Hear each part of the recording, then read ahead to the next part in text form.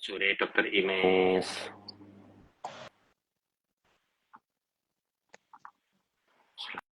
Selamat sore Dokter Fani.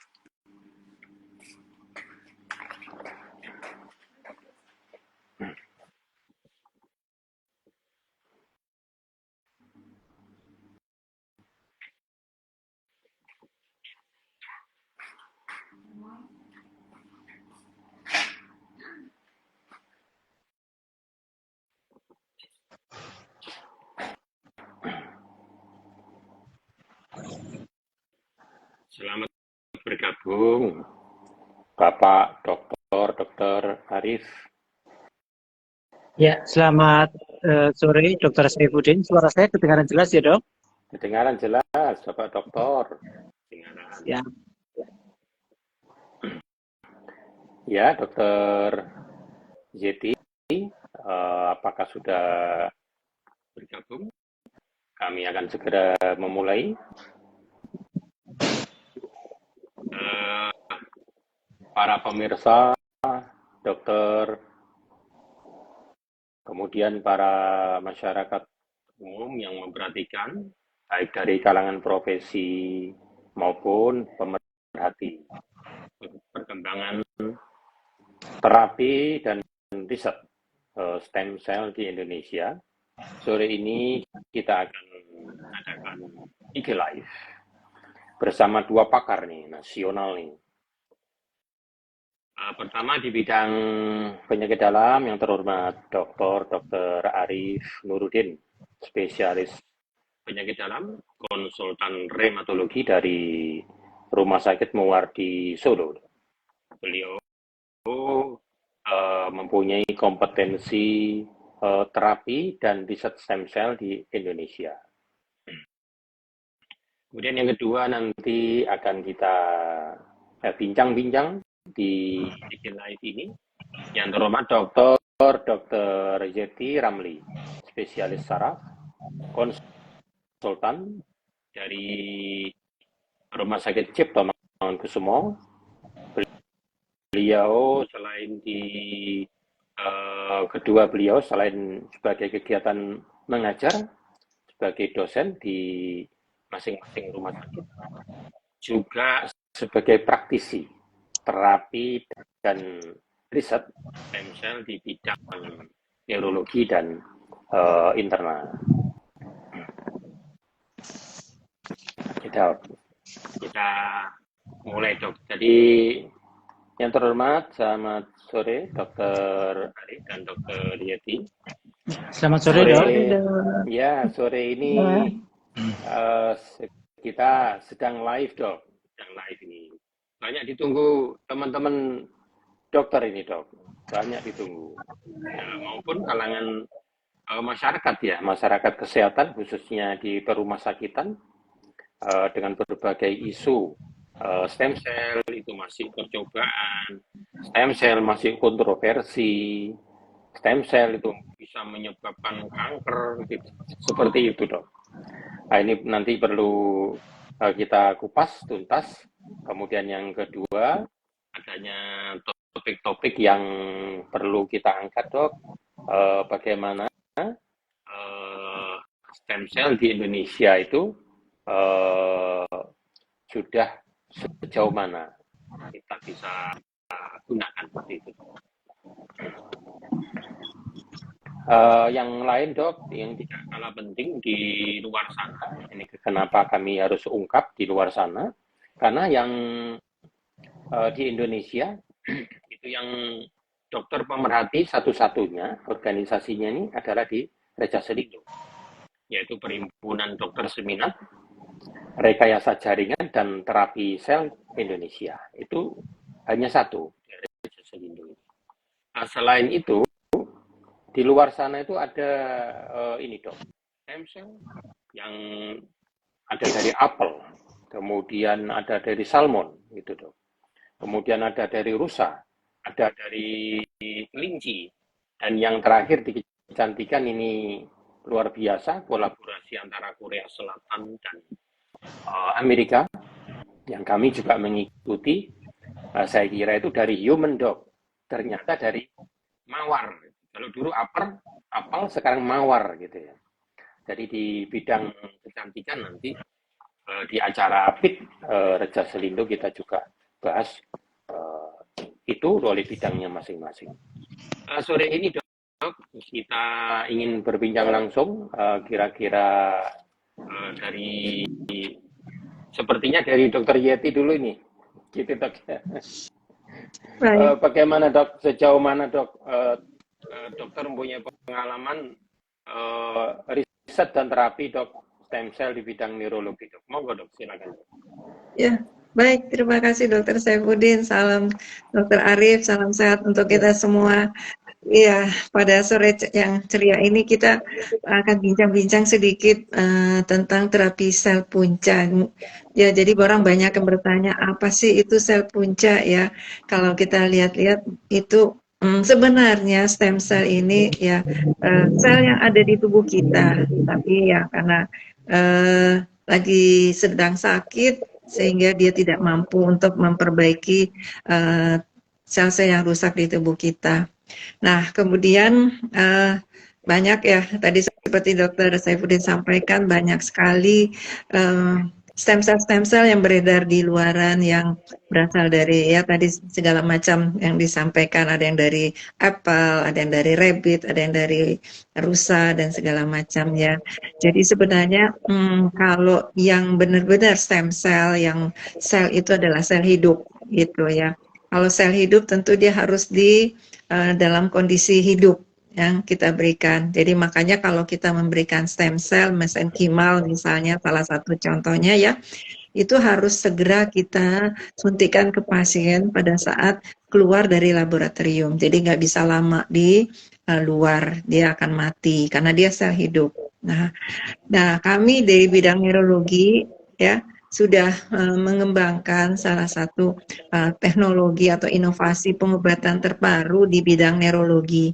Karena kita tahu banyak kasus-kasus di bidang neurologi yang mengalami kecacatan yang susah disembuhkan hanya dengan pengobatan konvensional yang ada saat ini. Jadi saya melakukan pengembangan riset di awal untuk kasus stroke dok, gitu. Jadi saya melihat pasien stroke yang kebetulan saya membandingkannya yang onset akut, kemudian dalam waktu di bawah 6 bulan, atau yang sudah kronis. Ternyata yang bagus itu memang yang di bawah 6 bulan dok, kalau pasien itu datang ke kita. Jadi beberapa pasien itu sekali suntik aja langsung membaik dok, sempurna sembuh gitu. Jadi alhamdulillah, saya rasa ini luar biasa. Iya. Soalnya ini dok, kalau nggak datang kepada kompetensi itu ada saja dok. Tadi suntikan, kemudian ya saya dengar yang di sosmed itu dok, buka cabang sana sini, asal suntik gitu aja dok. Ini seperti apa dok kalau begitu itu? Padahal kompetensi tidak ada.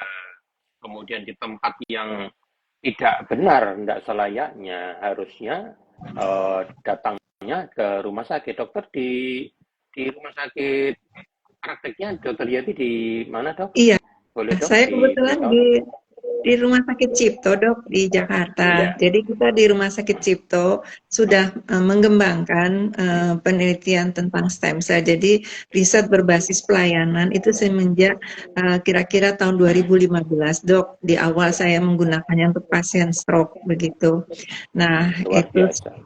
Iya, jadi kita menyuntikannya itu bisa lewat pembuluh darah di tangan, bisa lewat melalui DSA atau melalui disuntik di punggung.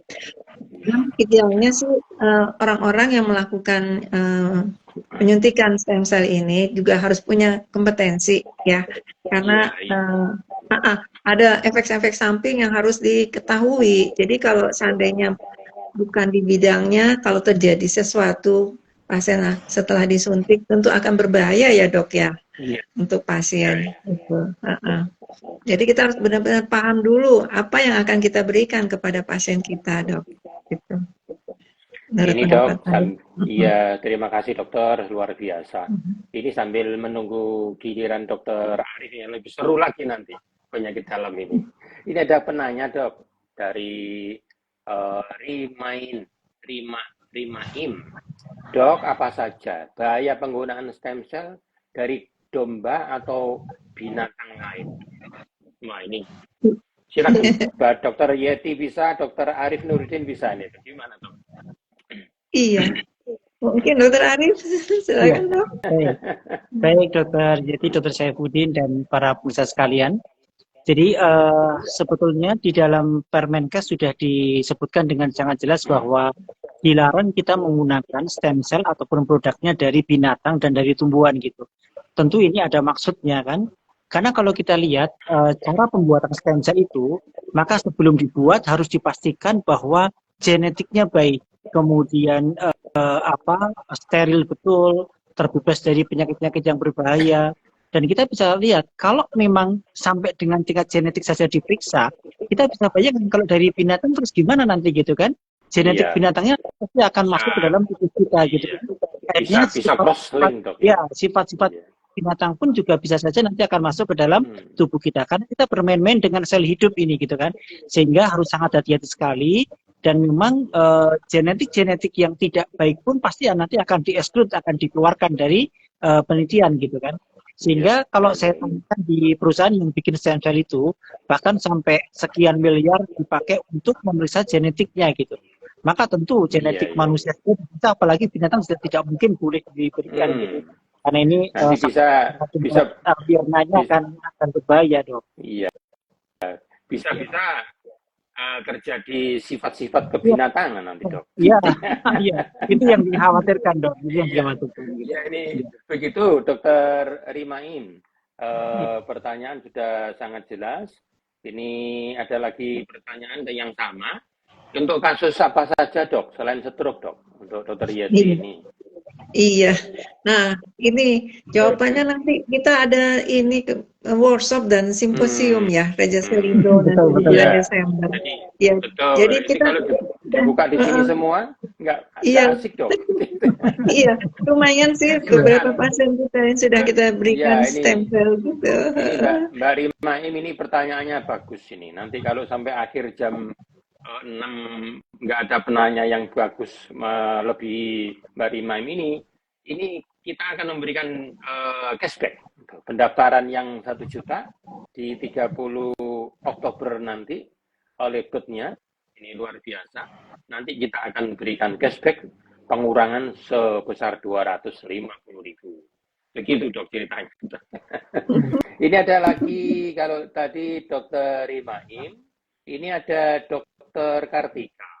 Dokter Kartika ini pertanyaannya gini, dok izin bertanya, kasus apa yang paling sering ditemuin selama riset stem cell di bidang neurologi dan internal? Kelihatannya dua pakar kita ini, Dokter Yeti dan Dokter Arif. Silakan dok. Gimana dok? Iya, kalau saya itu alhamdulillah sudah beberapa kasus ya kita lakukan ya selain stroke. Jadi nanti di workshop kita itu kita akan membahas stem cell untuk dewasa yang akan dibawakan oleh Dr. Muhammad Kurniawan, kemudian stem cell pada kasus neurologi gangguan pada anak itu saya sendiri Dr. Yeti yang akan menyampaikannya karena beberapa pasien yang dengan gangguan neurologi pada anak sudah saya lakukan injeksi stem cell pada misalnya contohnya cerebral palsy dok yang tadinya belum bisa jalan sudah 5 tahun. Luar biasa. Begitu saya suntik stem cell ya sudah bisa sekarang banyak perkembangannya sudah bisa jalan sendiri. Jadi senang sekali lihatnya gitu. Ini Jadi kalau ada kasus-kasus dokter teman-teman dokter se-Indonesia, jangan lupa karena cerebral palsy ini betul-betul sangat miris ya. Konsultasi ke dokter Yeti di Rumah Sakit Cipto. Nanti gratis Bu ya konsultasinya ya. Stem cell-nya yang bayar Bu. Luar biasa. Ini pertanyaan yang yang lain untuk Dokter Imaim ini sudah terjawab ya. Sangat menarik. Sekarang ini banyak workshopnya. Silakan Dokter Imaim bergabung ya di pendaftar. Cara daftarnya begini. Buka website rajaselindo.com, kemudian di kolom nanti ada kolom pendaftaran PIT Raja Selindo. Nah, tinggal pilih. Ada simposium, kemudian ada workshop. Simposiumnya ini luar biasa, selama 2 hari berturut-turut dengan 25 materi. Luar biasa, ada 8 interdisiplin ilmu, dari spesialisasi neurologi, kemudian interna, kemudian ada dermatologi, kecantikan termasuk kecantikan, kemudian ada bedah plastik rekonstruksi. Bagi yang biomed atau teman-teman di biologi atau apoteker yang secara struktural di dalam mengemban tanggung jawab sebagai terapi biologi, itu ada workshop yang menarik. Pertama di ProStem, itu di materinya sekretum, kemudian di IMERI itu luar biasa, ada bahkan di IMERI ini ada 2. IMERI itu laboratorium stem cell-nya Fakultas Kedokteran UI, itu ada 2 di sana dan dua-duanya berbobot sekali. Basic stem cell untuk introduction to mesenchymal, kemudian ada lagi mesenchymal stem cell, bagaimana cara mengisolasi, bagaimana mengkultur dan bagaimana mengkarakterisasi. Luar biasa sekali Dok, PIT kita di tanggal 4 sampai 7 Desember. Terima kasih Dokter Yeti dan Dokter Ari. Dan juga mungkin saya menambahkan Dokter ya, Dokter untuk Saifuddin. kasus, Ya. Dok, untuk kasus penyakit dalam Dok. Di penyakit dalam itu kan kita tahu bahwa kasus yang terbanyak saat ini kan seperti diabetes itu ya, menjadi satu hal yang saya kira sangat menarik dan untuk kita ikuti nanti di PIT Raja Selindo ini. Silakan nanti teman sejawat sekalian bergabung bersama kami di PIT. Kita akan lihat sejauh mana sih peran stem cell ataupun produknya seperti sekretum, exosome untuk penyembuhan diabetes ya. Dan memang sudah banyak sekali penelitian, bahkan yang terbaru kemarin waktu saya ketemu dengan Dr. Sony, dia endokrinolog yang ada di Surabaya, bahkan dia mengatakan baru belum lama ya, sudah terbit jurnal tentang efek baik sekretum ataupun stem cell untuk diabetes tipe 1 gitu. Ini sangat luar biasa saya kira. Sesuatu yang dari dulu kita anggap yang cukup menakutkan ya diabetes itu karena komplikasinya yang sangat banyak sekali. Alhamdulillah dengan stem cell ataupun modalnya sekarang lebih banyak kemajuan-kemajuan titik cerahnya ya. Silakan nanti bergabung teman-teman sekalian di PIT, kita akan bahas tuntas sampai dengan detil-detilnya bagaimana stem cell bekerja untuk diabetes, bagaimana stem cell bisa mengatasi diabetes dan lain sebagainya.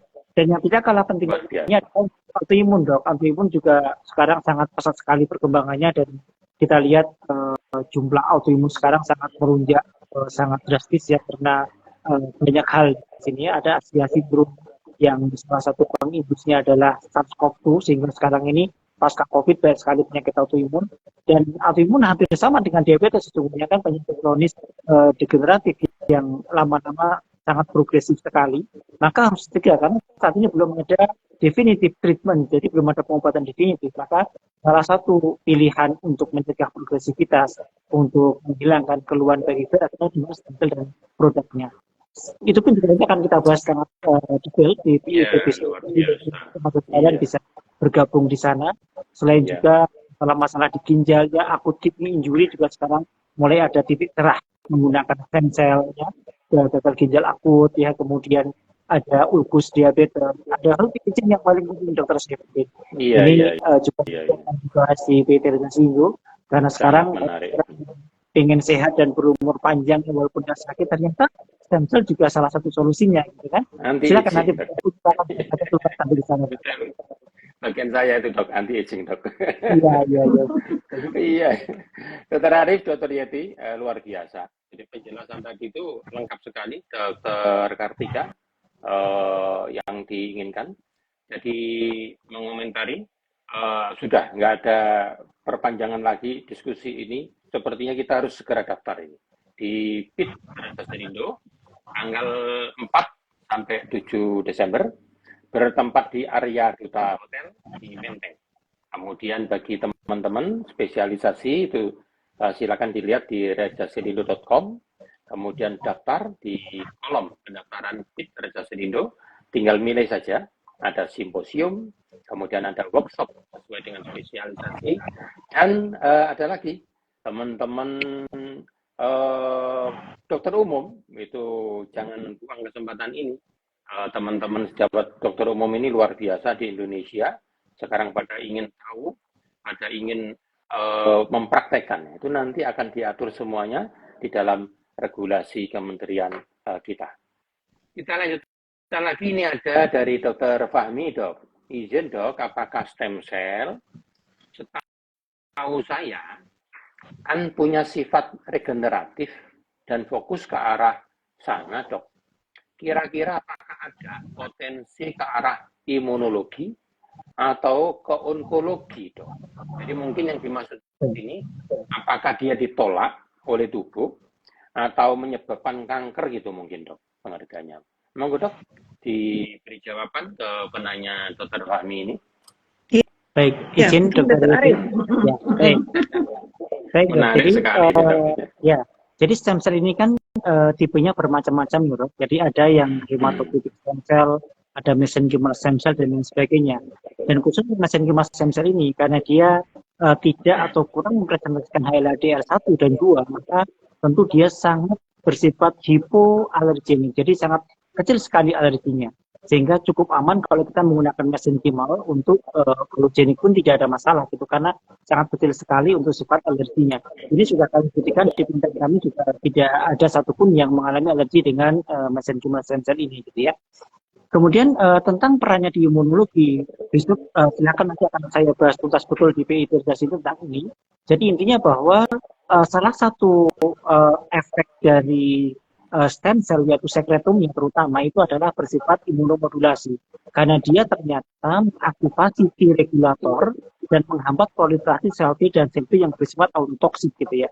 Sehingga kenapa untuk autoimun sangat baik karena itu, karena T-regnya akan sangat meningkat. Padahal T regulator ini kan fungsinya menyeimbangkan antara TL/1 dan TL/2 masih dalam kondisi seimbang. Gitu. Artinya kalau sudah seimbang seperti itu maka sistem imunnya pun akan terus baik gitu. Mungkin nanti akan kita bahas lebih lanjut di filterisasi ini, tapi dia bersifat imunomodulator yang sangat kuat, terutama produknya yaitu sekretum melalui paradigm efeknya. Kemudian kalau tentang yang onkologi itu, jadi memang isi daripada paradigm efek sekretum itu adalah banyak growth factor, sehingga muncul isu-isu bahwa stem cell dan produknya ini akan bisa membangkitkan sel-sel tumor yang silent gitu ya karena growth factor ini ya. Karena growth factor ini kan sifatnya new immunogenesis, dia membuat sel-sel pembuluh darah baru dan lain sebagainya ya.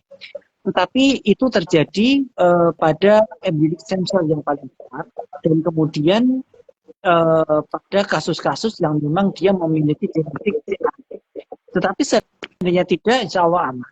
Dan ada penelitian baru bahwa kita menggunakan sel menggunakan karbitan malah buat sel tumor. Jadi semua itu nanti akan kami kupas tuntas, Dok, di PIT dan ini. Iya, luar biasa. Silakan nanti kita akan kupas tuntas sampai dengan detail bagaimana perannya untuk onkologi, bagaimana perannya di imunologi, sangat banyak sekali ya. Apakah hanya terapi stem cell saja, apakah ada terapi berbasis sel yang lain gitu. Saya kira nanti akan kita kupas tuntas betul di PIT. Silakan dokter untuk bergabung bersama itu kita akan bahas bersama-sama. Ya, terima kasih. Terima kasih Dokter Arif. Ini luar biasa teman-teman pemirsa sekalian. Ternyata stem cell ini bisa melengkapi ilmu kedokteran konvensional yang sekarang luar biasa maju. Ini lebih maju lagi. Kenapa? The future. Karena epidemiologi kita nanti arahnya ke pandemi penyakit-penyakit degeneratif. Kematian tertinggi ada di jantung, kemudian ada di onkologi, ada di autoimun, tadi dijelaskan Dr. Arif. dan Dr. Yeti betapa penyakit degeneratif ini sangat tajam dan penduduk bumi ini akan dipenuhi usia lanjut, Dok. Jadi dokter-dokter nanti yang spesialis anak itu nggak punya pasien, Dok. Gimana, Dok, yang anaknya sedikit. Jadi yang ditangani dokter masa depannya adalah penyakit-penyakit. Ini ada pertanyaan lagi, Dok. Mudah-mudahan, wah ini luar biasa, pertanyaannya tambah banyak, Dok. Nggak cukup nanti ini. Sudah, kita jawab yang saya pilih-pilihkan aja, Dok, yang penting-penting aja. Apakah efek dari stem cell itu permanen atau perlu pengulangan? Berapa interval pemberian stem cell? Misalnya pada kasus yang tadi Dr.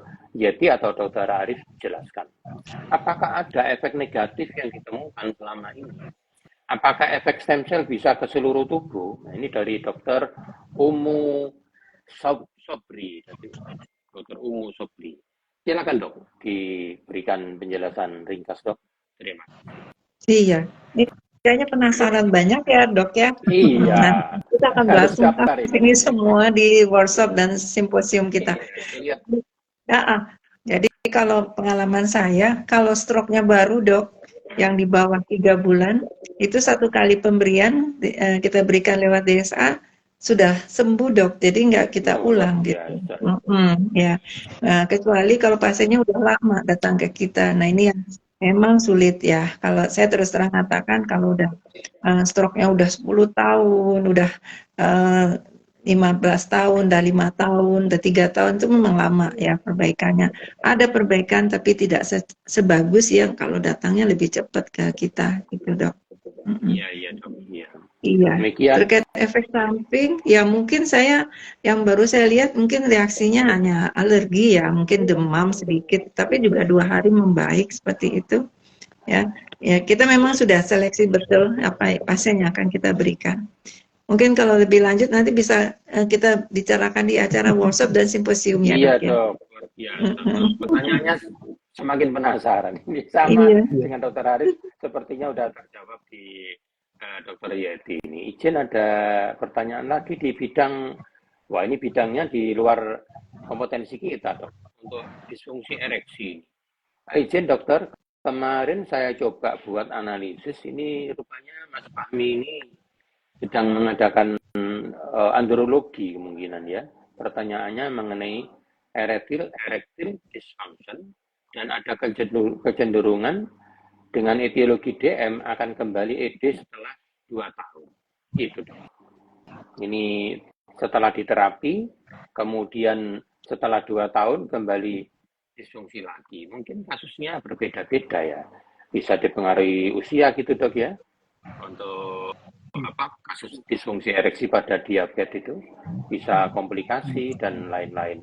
Mungkin dokter punya pengalaman, Dok, dari Pak.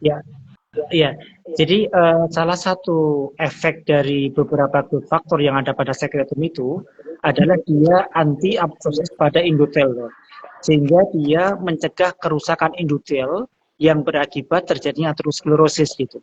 Sehingga penyakit yang mekanisme dasarnya aterosklerosis, maka secara logika akan bisa diperbaiki dengan menggunakan sekretum ataupun stem cell gitu kan. Termasuk disfungsi ereksi pada diabetes ini pun juga aterosklerosis terjadinya gitu. Karena komplikasi dari mikrovaskuler sehingga menyebabkan disfungsi ereksi kan gitu. Sehingga menjadi logis ketika sekretum atau stem cell akan bermanfaat pada penyakit-penyakit yang memiliki mekanisme dasar aterosklerosis, termasuk yang lain-lain, karena komplikasi diabetes memang yang paling menakutkan kan aterosklerosis ini ya gitu. Iya. Nanti kita akan bahas lebih lanjut di workshop maupun di simposium. Nanti sampai tuntas kita akan diskusikan itu, dan jelas untuk disfungsi ereksi pasti akan ada, insya Allah akan ada efek baiknya dengan menggunakan stem cell. Iya. Begitu Mas Fahmi jawabannya. Sepertinya beliau ini residen atau sudah spesialis andrologi ya. Pertanyaan berikutnya mengenai protokol, itu bisa diikuti aja nanti. Cuman masalahnya androlog kali ini belum kita tampilkan ya, mungkin di tahun depan ada androlog yang kita akan kupas untuk kasus-kasus disfungsi ereksi. Nah, ini ternyata pertanyaan ini makin tambah ini dok. Penelitian stem cell, mohon arahnya dok. Tuh dok. Dia ingin meneliti stem cell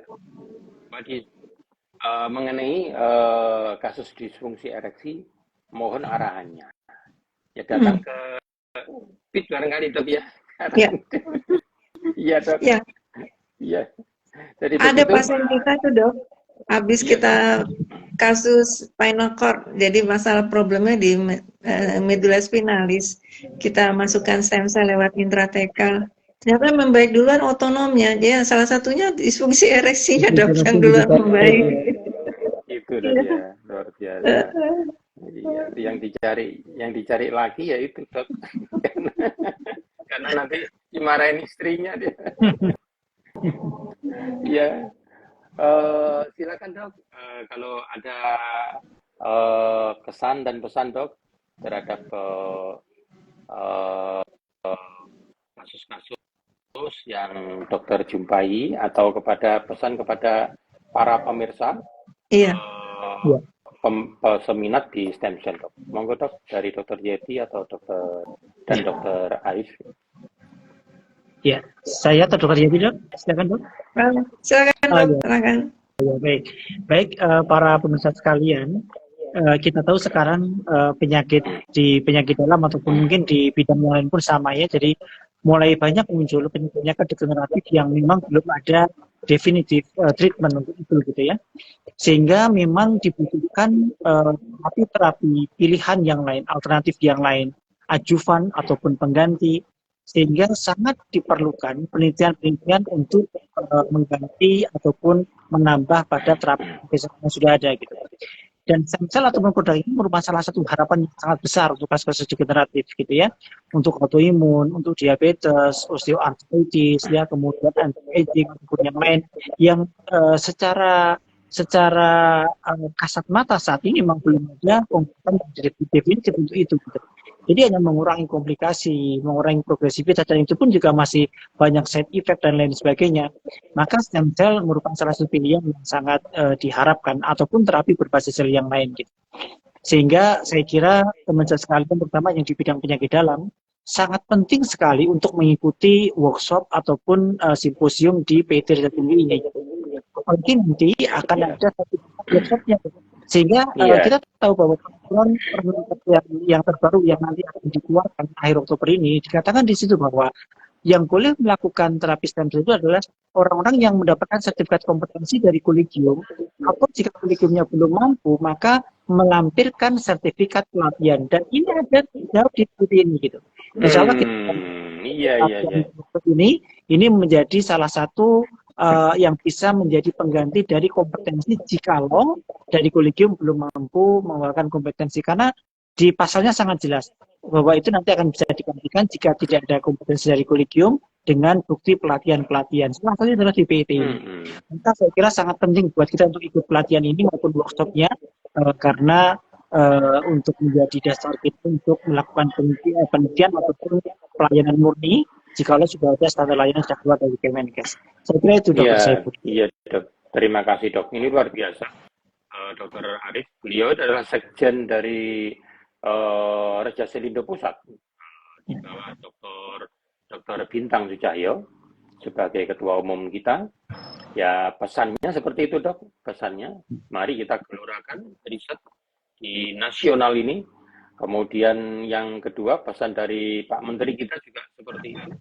Bagaimana stem cell mampu menjadi tuan rumah di negeri sendiri.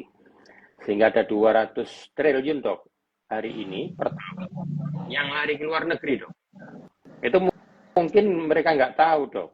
Ada dokter Yeti di RCM, dokter Arif, sama dokter Bintang di spesialis penyakit dalam dan ortopedi di Muwardi Solo. Kemudian ada dokter sebut tadi, dokter Sony dok ya, dokter Sony Wibisono, beliau di RSUD Sutomo. Kalau nggak salah ke konsultannya di bidang endokrin dok ya, endokrin, metabolik, diabetes mellitus. Mungkin itu dok, bincang-bincang kita sambil menunggu waktu dari pertanyaan yang lain.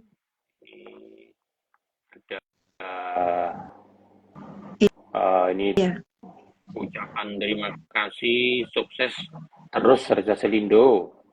Ini ada lagi, dok izin tanya, apakah penderita DM itu bila sudah gangren, apa bisa sembuh? Nah, ini dok ingin tanya mengenai gangren, Dokter Arif. Silakan Ya. dok. Ya, baik, terima kasih. Jadi salah satu komplikasi diabetes adalah terjadinya gangren atau lupus diabetes ya.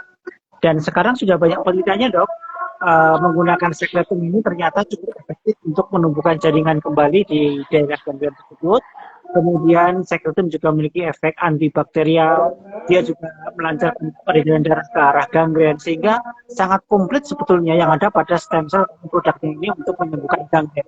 Jadi saya kira menjadi sangat logis kalau stem cell ini memiliki harapan menyembuhkan gangren pada diabetes. Selanjutnya silahkan foto itu. Jadi kita akan bahas tuntas betul di situ tentang bagaimana diabetes bisa diatasi dengan menggunakan stem cell ataupun produknya ini. Terima kasih dokter Saifuddin. Iya, ini langsung dok ada dua orang, kebetulan suami istri dok. Dia menyatakan saya dan suami saya izin ikut pitnya ya dok. Kami dari bagian oftalmologi dan pediatrik surgery. Wah, luar biasa ini dok. Suami istri dua-duanya spesialis dok, oftalmologi dan pediatri surgery.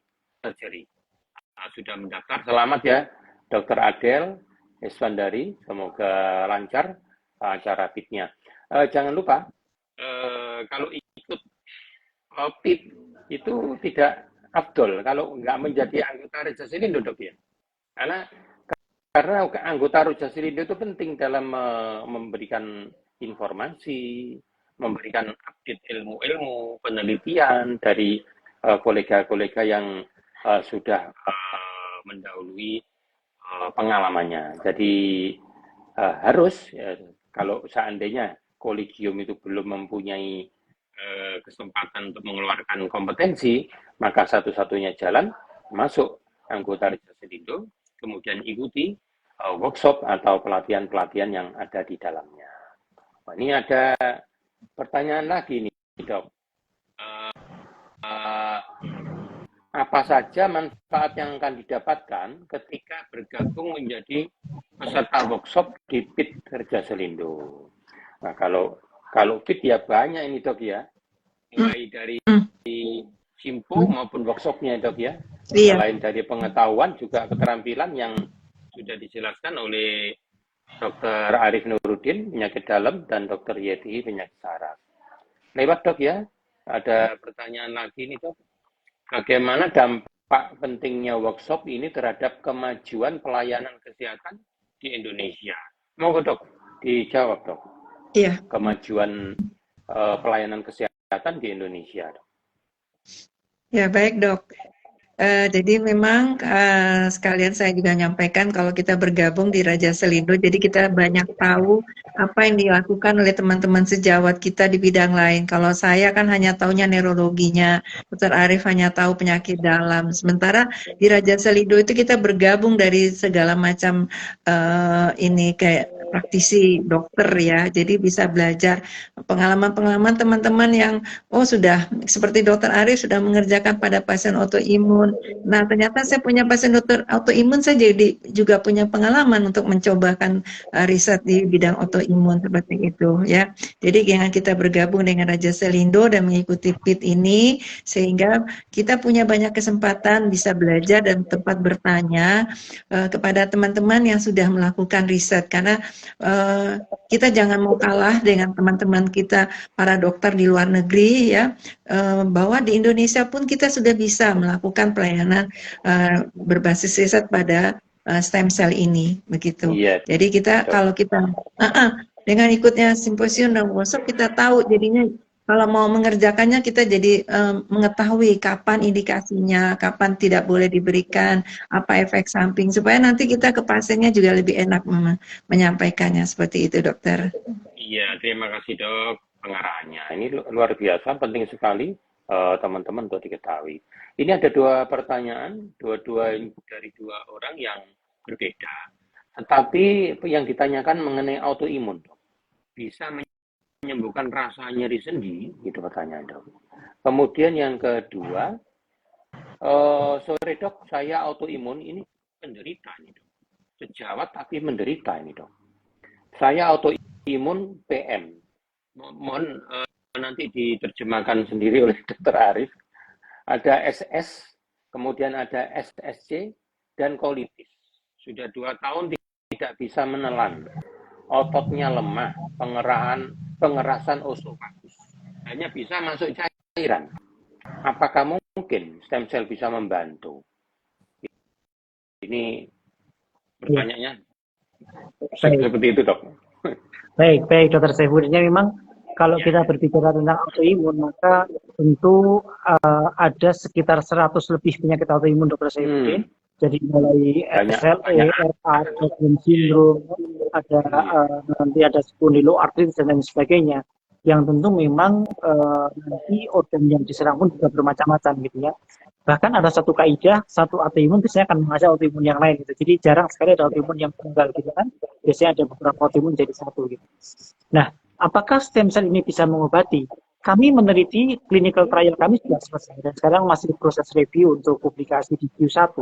Itu memang untuk SLE, RA dan Sjogren itu memang hasil sangat memuaskan sekali. Artinya kalau SLE, RA dan Sjogren ini bisa baik, maka semua penyakit yang mekanisme dasarnya autoimun tentu akan ada efeknya gitu kan dari stem cell ataupun produknya gitu.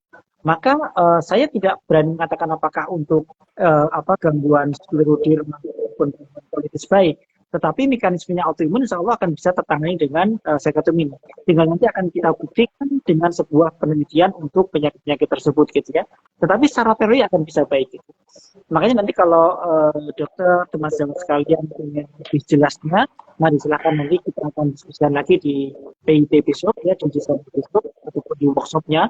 Mungkin di workshopnya juga kita punya waktu lebih panjang untuk kita ngobrol ya, diskusi.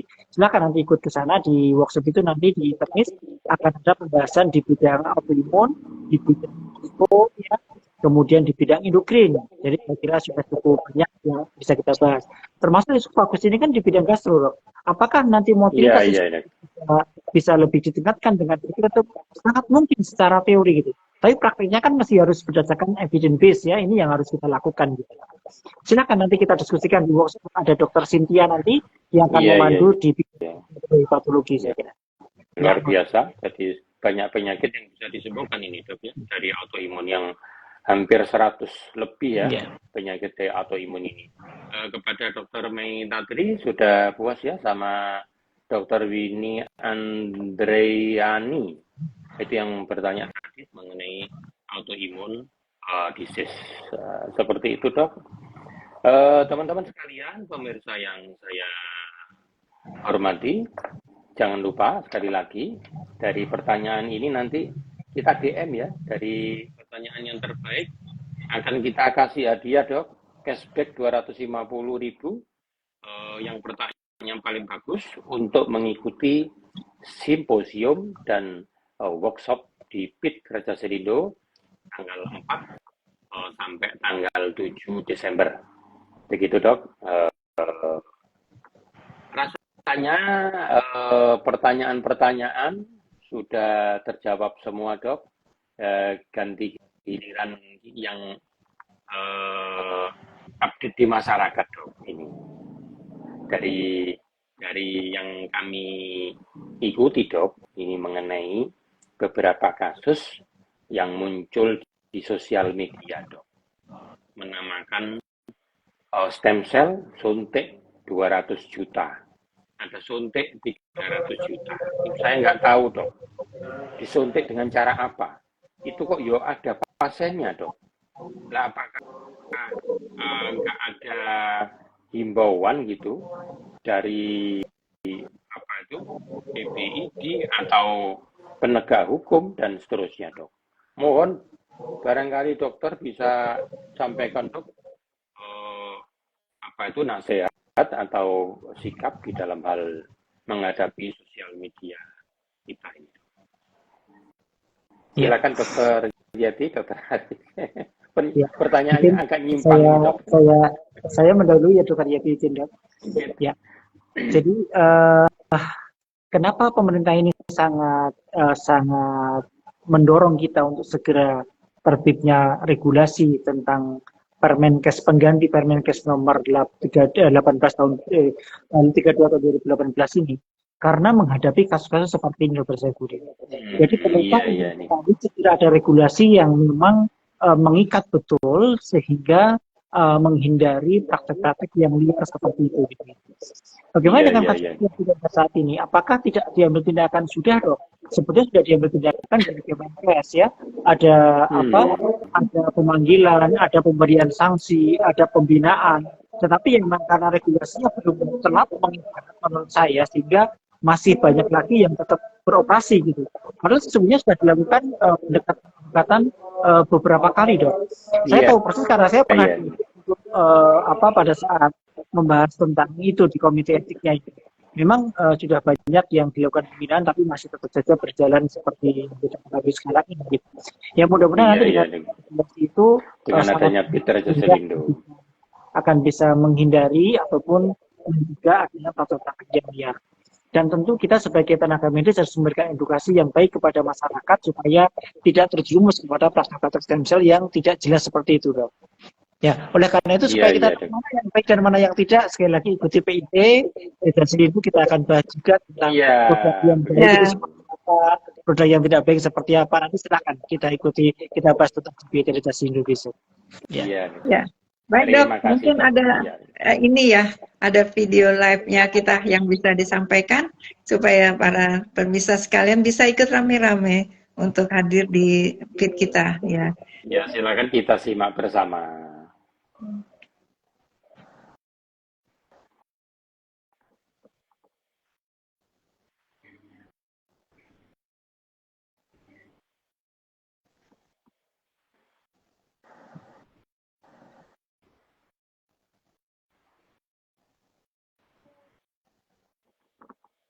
Oke, mungkin ada kesulitan untuk itunya. Baik, mungkin ya. Baik teman-teman sekalian, para sejawat dokter ya, silakan untuk bersama-sama kita menyaksikan acara ya dan besok. Iya. Siap dok. Terima kasih atas kehadiran dua pakar sore hari ini, yaitu Dokter Yeti, Dokter Yeti Ramli, spesialis saraf konsultan. Beliau dari FKUI, tepatnya di RCM. Jangan segan-segan kalau ada kasus-kasus sehubungan dengan penyakit saraf neurologi, kontak saja beliau di rumah sakit tersebut. Kemudian pakar yang kedua kita dari Rumah Sakit Muwardi Solo. Beliau adalah Dr. Arif Nurudin, spesialis reumatologi dari autoimun, tepatnya. Jangan segan-segan pula kalau menjumpai penyakit di bidang reumatologi atau tulang pada kasus-kasus autoimun dan lain-lain, kontak beliau, Dr. Arif Nurudin di Rumah Sakit Muwardi Solo. Terima kasih dokter. Tanggal 4 sampai 7 kita hadiri ya acara PIT Raja Selindo di Jakarta. Klik rajaselindo.com, kemudian daftarkan. Cukup dengan online saja untuk mendaftar di PIT Raja Selindo. Saya kira dari saya, Dr. Saifuddin M. Biomed dari Klinik MSC Lamongan sebagai bidang 5 dari PIT dari pengurus Pusat Raja Selindo Jakarta. Kemudian saya ikuti yang terhormat ke Bapak Ketua Umum Dr. Bintang Sujahyo, spesialis ortopedi, juga hadir di sini sepertinya. Ada Ketua Panitia kita, PIT Raja Selindo Jakarta luar biasa, bekerja keras selama 3 bulan mempersiapkan sebelum acara kita ini. Juga hadir, kami aturkan terima kasih, dan kawan-kawan dari Prostem ini yang mendukung sosial media kita sehingga kita sore ini bisa tampil bersama. Demikian kami aturkan terima kasih. Kami ucapkan sebagai penutup acara, Assalamualaikum warahmatullahi wabarakatuh. Terima kasih Dr. Yeti, terima kasih Dr. Ya, dok. Baik dok, assalamualaikum dok. Ya, assalamualaikum. Ya, sampai ketemu di PT Reja Sindo ya dok. Siap, Dokter.